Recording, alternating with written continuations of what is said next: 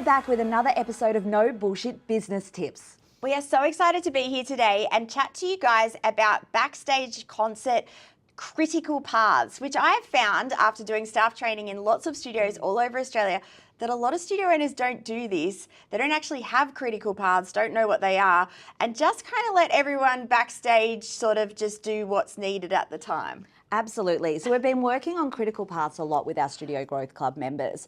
And, you know, a critical path is basically documents for every single person backstage, whether that's a staff or a backstage helper or whatever that is, that gives them a minute-by-minute description of exactly where they've got to be and what they've got to do, right? Yeah, and like the easiest way for me to explain this to you guys is person A parks their car, and I want you to imagine every little step that they need to do from the second they park their car through the event to the second they finish, and write all of that out for them. And it's even like things like at the end of the concert, Amanda and I like to say that the staff should be going out and talking to parents, not just sitting there and going, oh, wow, that was so huge, but actually going out and interacting. Like, that is so powerful, right? Absolutely. So, you know, what we want you to do is write this sheet out for every single one of your staff members. Everyone gets a copy of just theirs, not anyone else's.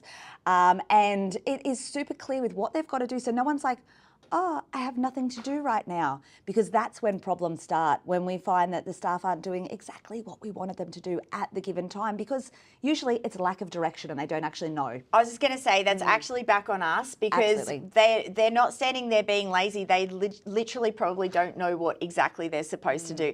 The cool part about doing this, guys, is that you are going to have so much less stress in your concert. Absolutely. And also then when something does go pear-shaped, because everyone's where they need to be, it's not so bad, but when something goes pear-shaped and you've already got chaos, it's absolute chaos, right? Absolutely. I think that's where the problems begin. So if you haven't done a critical path for your concert, now's the time to do it. It's not too late. Make sure that your key staff members all know how to read it really clearly. It's set out really well, because graphic design matters. How it's set out matters, because they need to be able to read it and see exactly where they need to be the whole entire event, right? Yep, mine are there minute by minute, knowing exactly what they need to be doing. Even the changes, I say you've got 7 minutes to change these kids. Like, it just makes it so simple for them and for our helpers. Sometimes we have parent helpers as well, and they don't know what's going on.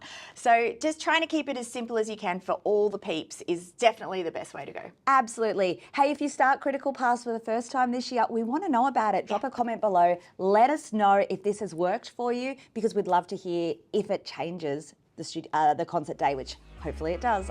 Thanks, guys. We'll talk to you soon.